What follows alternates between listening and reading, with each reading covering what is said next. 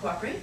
Geraldine Brooks hails from Sydney, Australia, where she began her career as a journalist at the Sydney Morning Herald, and went on to work for the Wall Street Journal, where she reported from Cleveland, Ohio, Sydney, Australia, and the Middle East.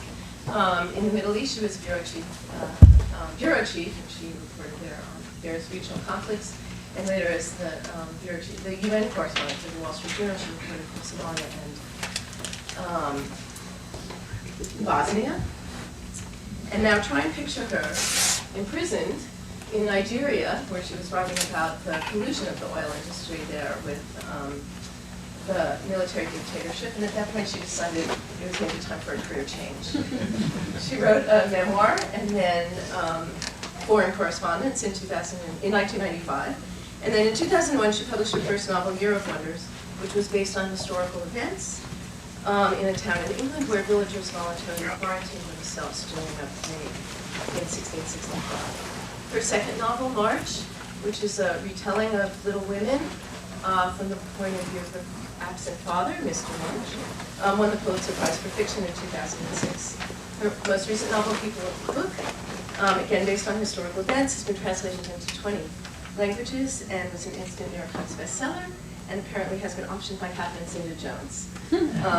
She has a new novel coming out this year, Caleb's Crossing, which is about the first Native American to graduate from Harvard, and she's also editing the Best American Short Stories this year. Peter Ho Davies was born in Britain to Welsh and Chinese parents, and he now teaches in the MFA program at the University of Michigan. He's taught at the University of Oregon and Emory University. He's the author of the historical novel The Welsh Girl, which came out in 2007, and story collections The Ugliest House in the World and Equal Love. His fiction has appeared in Harper's, The Atlantic Monthly, The Paris Review, The Guardian, and many other publications, and he's the recipient of numerous awards, including being longlisted for the Man Booker Prize in 2007. Jane Kamensky teaches U.S. history at Brandeis, where she's received numerous awards for both teaching and writing. Her major publications include The Exchange Artist, A Tale of High-Flying Speculation in America's First Banking Collapse, in 2008. Before that, Governing the Tongue, The Politics of Speech in Early New England, and The Colonial Mosaic, American Women, 1600 to 1760. Many of you may know her as the author originally for Blind Spot, a historical novel. She's our historian and novelist. And Blind Spot was was the New York Times Book Review Editor's Choice and a Boston Globe bestseller. She's the co-editor of the forthcoming Oxford Handbook of the American Revolution, and is now working on a book on American painters, U.S. painters in London during the Revolutionary period. Donald Ostrovsky, is a specialist in medieval and early modern Russian history. I was going to say Muscovite history, but I'm not sure how many of you would even know what that is. He teaches at Harvard, where he's been teaching with film, with historical films, and really pioneered doing that for many, many years. He's the author of Muscovite Mongols, Cross-Cultural Influences on the Frontier, and also the Povius Rimini-Colette, and Interlinear Correlation and Paradosis.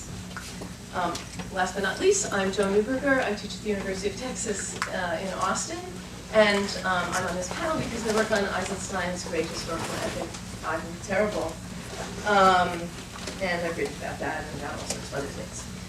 So now that you know us, let's start with our first question, which is the question that we historians always ask people who think about fiction and write fiction, and that is, what do you think, how important is historical accuracy to you in writing historical fiction? Historians and novelists tend to have different ideas about evidence and about the importance of accuracy. Geraldine, will you start?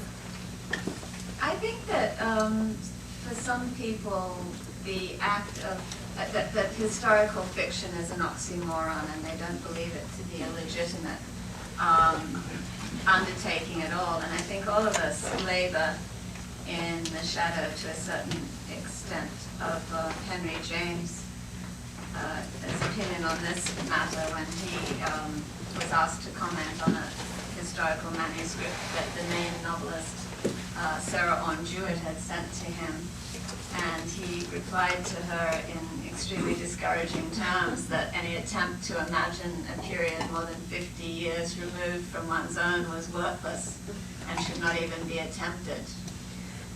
He went on to say that you can multiply the little facts that you can get from pictures and documents as much as you like, but the representation of the old consciousness will always elude you. Well, obviously I don't agree with him, or I wouldn't be able to get up in the morning. I think that there is a responsibility to the past, and my way of fulfilling that responsibility is to always include an afterword in my novels, if I've deviated from the historical record, to say where that deviation took place, because sometimes fiction does have its own needs, and you do need you follow the line of fact as long as you can, and then when the facts run out, you have to take the swan dive into the world of the imagination, I think. And it should be an informed dive, and it should be informed by empathy. I think what Pascal said, that you know the truth not only through the reason, but also through the heart. And I think that to write historical fiction, you need to embrace that belief. And I also learned with my first novel that acknowledging the work of historians in the acknowledgement section of a historical novel is not necessarily a favor to them. I relied heavily on the work of Phil Benedict, who was then at Brown University, and he particularly shared with me a wonderful paper on what books 17th century clergymen would have in their libraries. So I was able to put the right books on the shelves, and that's the kind of thing that really does get me up in the morning. And when I put an acknowledgement to him in the back of Year of Wonders, his reaction was very Lurch-like. He went,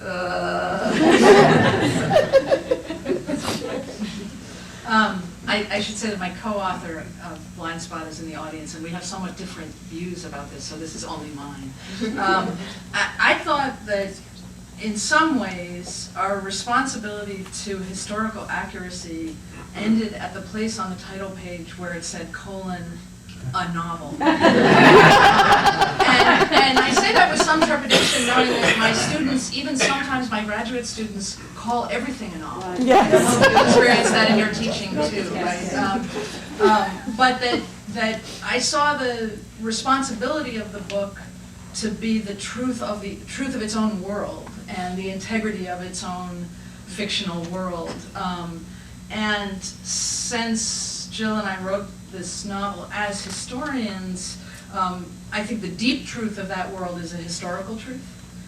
And that I do believe in the ability of historians and novelists to grope toward an old consciousness. I don't think the historians would get up in the morning either if we thought that we couldn't do that, although we may think that that old consciousness is more unlike ours than like ours, both to our strength and to our peril. But certain specific external markers of the chain of fact, as you said, were, I think, much less important to us as novelists than they were as historians. I cared not about getting the costume right, which I think is the obsession of costume drama. The buttons are right, but the souls are wrong. And one of the things I thought a historian could bring to this enterprise is we live with these old souls more than we live with each other's, unfortunately. And so I think there's a responsibility to deep truth, but to sort of superficial factual truth. I felt no more accountable to it than Philip Roth is in Plot Against America. Mm-hmm. And we had the British troops in Boston when we needed them, not when they got there.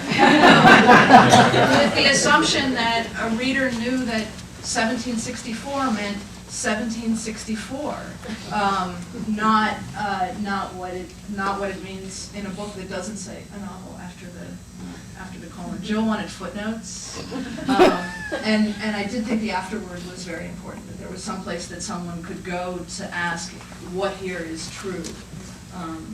That it wasn't a blur of it wasn't a question of what is truth anyway, but that there were places that people could go to see what the scaffolding was and what Ray believed, but the novel was responsible to itself. It was funny, when I think about all these questions, I think about them very much couched in around the issue of authority, right?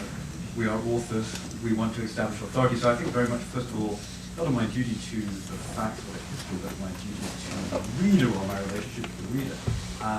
In that regard, accuracy is very helpful to me in the sense that I can establish a little authority over the material, right? And by a little, I think, you know, when I talk to my own graduate students and they're writing contemporary fiction, they're very familiar with the idea of write what you know, a prescription that is limiting in certain ways, but is a useful sort of foundational point for them. And of course, you can draw out of their own experience if they're writing semi-autobiographic, they can draw from the contemporary world around them if they're writing in our own time. What I find both to be an asset and a danger of writing historical fiction is that I feel like I can reformulate that phrase in terms of writing what I know just a little bit more about than my average reader. I know one more fact about the Zulu War than my average reader. To them, that one fact could speak to an infinite additional knowledge to theirs, so it helps me establish a great deal of authority over the material. So I look to my friends as historians to provide me with that little bit of authority. And the danger, the equivocal nature of this relationship is, of course, then I'm aware of how much more you know than I do, which is the point at which accuracy becomes, my stepping over the line becomes problematic. I think my largest duty to accuracy is to, well, let me put it in these terms. I think there's a spectrum of historical fiction. I have written, this may or may not qualify as historical fiction, but I've written a short story about Butch Cassidy and the Sundance Kid, I guess historical figures in a certain way. But there, the burden of authenticity and accuracy for these mythical figures who we know through film, who feel as though they have already been appropriated in lots of different ways fictionally, feels quite low to me. My degrees of flexibility seem enormous. My last novel, though, is a Second World War novel, and even though it's set in Great Britain, inevitably, in small ways, it tangentially impinges upon the Holocaust, and I was very conscious of Cynthia Rosett's writing about that in The Rights of History and the Rights of Imagination, and there's an enormous ethical issue about misrepresentation. So I do feel that in my own work, it's not one monolithic idea of writing historical fiction. It depends very much on the subject, how well known that subject is, how obscure that subject is, and what the moral and ethical burden is of misrepresenting that subject. I should mention, before I begin saying what I'm going to say, is I too have dabbled in historical fiction. I've edited, co-edited something called Portraits of Old Russia, which is due out in February, and contributed to it. Marshall Poe is the other co-editor. And we have two other contributors in the room, Val Kibbleson and Russ Martin. We have others who have also done this. I have to say that the way I look at it, the way I think I find helpful, is to look at it as a spectrum in terms of fiction on one side and then very detailed study of the sources on the other. Where as you move further along the line toward fiction, you're getting more and more interpretive. So historians often have in their mind, as they're working on the sources, an interpretive framework, a picture, which isn't always completely supported by the source evidence. They're kind of filling in the gaps. And what I see fiction doing is having more freedom in terms of filling in the gaps. Robert Graves' I, Claudius comes to mind, as being reasonably historically accurate, but providing an interpretation